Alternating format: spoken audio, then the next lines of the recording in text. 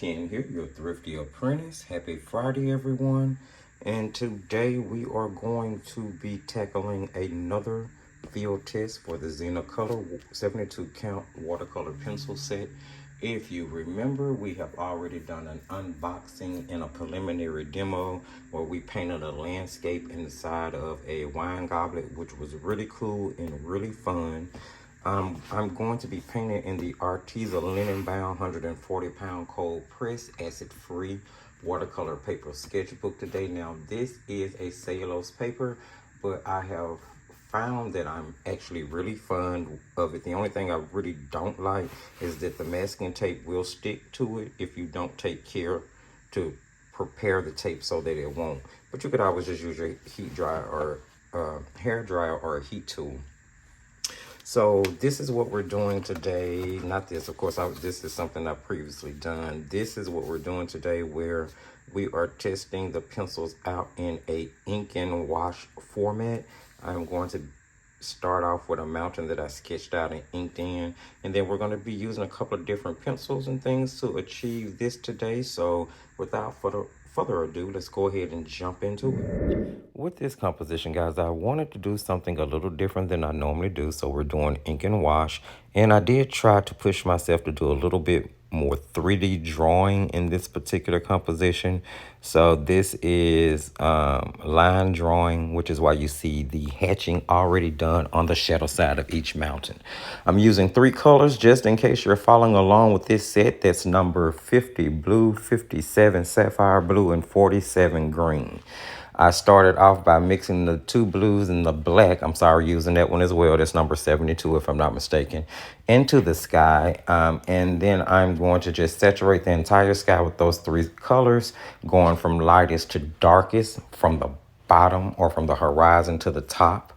Then I grabbed a water brush. If I'm not mistaken, this particular water brush came in my Pecos watercolor kit, I believe. I can't remember, but either way, I have a million of them. So I just grabbed the first one I could put my hands on, and I am blending those colors. Now, what I noticed as I was blending is that I really did not like the hue that was going to be right above the mountains, simply because although I was using blue, I did want it to lean more so towards a night scene so that I could put stars in the sky, because I like to do that. I sure do. And as I was blending, I noticed that I was losing more pigment than I wanted to. So I did grab some of the black that was actually on the tape and bring it back down into the sky. And then I grabbed my mixing palette, which you guys know from the unboxing video is just a watercolor pencil palette that I have scratched up and abrased with sandpaper so that it will catch the pigment from my watercolor pencils and watercolor crayons. I scribbled some of that sapphire blue into one of those little wells, and then I added water to it, and I used that to go back in and kind of blend that color down to the top of my mountain so that it would have more saturation and give me more of a dark feel than a day feel. Afterwards, I grabbed my bleed proof and I threw some stars in the background, which is really simple and easy to do. You just water it down and tap the handle of your brush until you get the desired effect in your sky. Next came for me to go in and throw in the shadow side. Now, what I'm going to do is going to blend the pen that I use to hatch with dark colors to give you a shadowy feel without using black. So the first thing I did was to base all of the shadow side of the mountains in with the green color. Now, if you're not using Zenacolors, you can use whatever color pencils you want to. You could do it in watercolors. You could do it in gouache if you wanted to. Whatever the case may be, you just want to use a dark green for your first layer on the shadow side of the mountain. Then I'm going back with the sapphire blue that I used in the sky, which was my darkest blue. And then I'm putting a second layer on the shadow side on top of the green. This is going to do 2 things. It's going to turn the green a more dark saturated green, so you're going to get more of a shadow, and it's providing color harmony, since that was the first time I was using the green blending it with the sapphire blue, which was already in the sky, was just going to help to harmonize the overall picture. Once I had that done, I went back in with that water brush and I'm just blending out and dispersing that pigment. Now you'll notice I didn't use any actual black pencil on that coloring. The only black that you see is actually the hatching that was originally drawn on, not painted on. So I'm just going to go through here and I'm just simply, dispersing that pigment, getting it smooth, making sure that those colors blend. I mean, for all intents purposes, the colors blended pretty well. These pencils, they blend okay. I am ready for the review for these, definitely. I was trying to see if there was going to be any bells and whistles to actually have to talk about, but in all honesty, there really hasn't been. So here what I'm doing is I'm taking the lighter blue that I used in the sky. If I'm not mistaken, it was called light blue. And I'm making a shadow. I do not want to use black. I do not want to use any tones of gray. Since we had all of that blue in the sky, I decided to use watered down blue to put in the reflective shadows that would be, or the muted kind of secondary tone shadows that would be on the mountains, since this is snow. Of course, we know that when you look at something white, there are so many other colors that you could see in it. And I decided to just pull out that blue. So I watered that watercolor pencil down a lot so I wouldn't get a huge amount of pigment. And that gave me the chance to start light and then layer in order to build more saturation. That way I wouldn't make the mistake of putting too much shadow in right from the jump.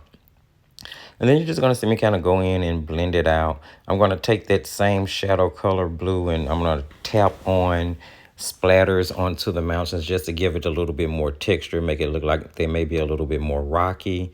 I'm going to sign and do my black outline. That way it will contrast against the white border. And then I'm going to remove the tape. And that will actually be the first time I'm removing the tape from the painting. Below this as well, it's been taped up until I decided to do this section at the top, and I wanted to go ahead and finish up this page, which was another reason I'm using it. So I'm just going to remove the tape. If your tape stick, don't forget you can heat it with a hair dryer or a heat tool to remove that tape so that it won't rip anything. And that's pretty much going to get us wrapped up. I'm going to grab some bleed proof and I'm going to throw in a moon. And after I throw in the moon, I'm going to go in and actually put on the brightest highlights of the mountains, which really, it would just be reflections of the moon kind of hitting the snow. Not too much, just a little bit here and there, because you don't want to overdo it or take away from the fact that there is actually snow on the mountains. So you're going to see me kind of just dibble and dabble with this to get it right, and then we're gonna move on. And there we have it, guys. Pretty straightforward. There wasn't much to it. Hopefully you guys painted along, sketched along, drew along, and had some fun with me. I think that I'm going to go ahead and start preparing the review for these pencils because they are not too different from anything, a couple of other budget sets that I've used. And I've used them a few times now, and I have enough notes in order to be able to offer my final thoughts on them, or my current thoughts on them, should I say, at this moment. So I will be doing the review on this 72 count of Zenacolor pencils coming up sooner than later. Hopefully you guys saw something in this video that you found helpful, you were able to paint along with, or you just enjoyed hanging out. If you did, don't forget to give the video a thumbs up. If you're new to the channel, go ahead and subscribe. If you're returning and you haven't subscribed, do it. Hit the notification bell, guys. It'll let you know when all of the new content is coming out. We do all types of artsy and crafty stuff on this channel. You can hit up the video description for any of the relevant links that you need. Before I say that, let me say that sharing is caring. Go ahead and share the video. Maybe someone else would love to see what we're doing over here. Now, the video description will have the link for the Thrifty Apprentice sponsored Facebook group, Paints, Pencils, Pastels, and Markers, where we do all things artsy and crafty, and all artists and crafters are wholeheartedly welcome. There is a link for the Etsy shop, which is being updated as I finish things, in case you decide you want to support the channel. And for further support, you can check out the Patreon link, which is going to give you access to traceables for things that we do here on the channel, as well as access to the Thrifty Reel, a behind the scenes look, which is a mini series that runs specifically on Patreon. And you can also find the link for the most recommended products, which are going to be budget friendly products at a really reasonable price. So you guys go ahead and check that out. Thank you so much for joining me here. I'm getting a little tongue tied, so I'm going to go ahead and jump off. I'll see you guys on Sunday. And until then, remember, as I tell you at the end of every single video, just keep painting and crafting.